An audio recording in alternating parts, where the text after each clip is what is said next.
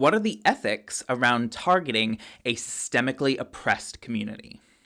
Hi, I'm DJ from Rainbow Dragon Digital. In today's video, I want to talk about that really difficult gray area of where you are trying to sell to a community that has been historically and systemically oppressed.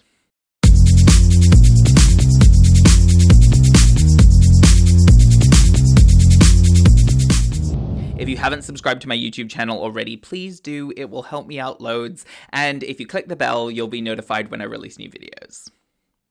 So step one in, the marketing strategy that I have based my entire website around is understanding your target person. And for a lot of people, their target person will be a member of an oppressed community, such as the LGBTQIA+ community, such as Black people, such as persons with disabilities. These are all, there are lots and lots of communities that have faced historic oppression, that have faced and continue to face systemic oppression.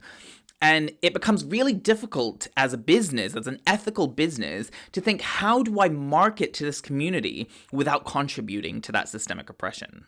Now, as an ethical business, you really don't need to panic if you discover or realize that your target person is actually a member of an oppressed community. It is actually a super great marketing opportunity to not only do the right thing and be a great ethical business, but also to get more customers. And here's how you do it.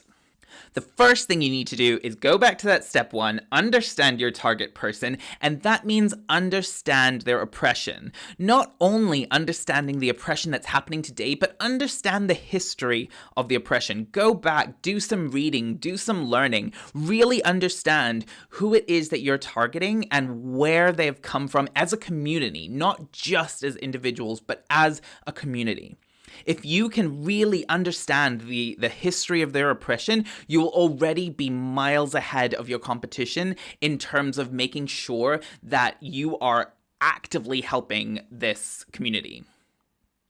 Which brings me on to the second thing that you need to do, which is not just not be discriminating or not be oppressing, but you need to be actively against oppression.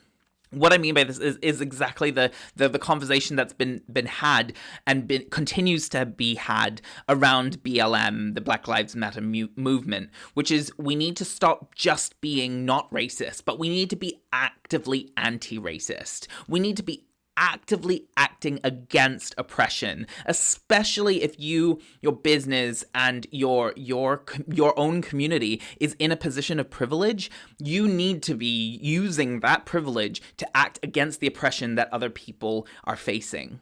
Now, in the business context, in your marketing context, this is only beneficial to you, because if your target person is in this oppressed community and you as a business are taking an active stance to support that community, to act against their oppression, this only benefits you, because those people will therefore like your brand more, will want to buy from you more, and you will be serving your ultimate purpose, which is to serve that community.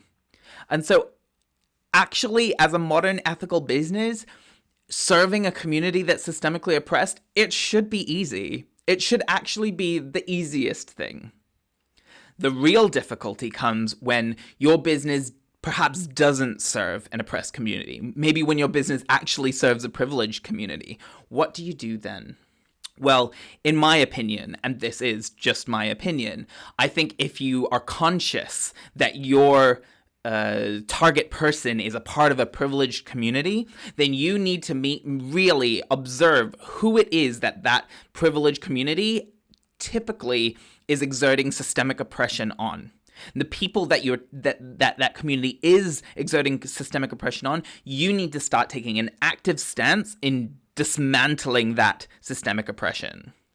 It can be really difficult as a business to take the decision to be anti-oppression and take the hit to your bottom line that entails.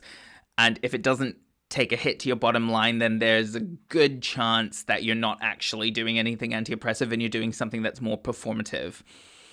But I think if you did take that step and you did take that hit to the bottom line, I think your customers, the ones that are actually ethical, they'll appreciate it, and it will be better for your business overall, as long as you're playing the long game and you want to build a business that is ethical and continues to last.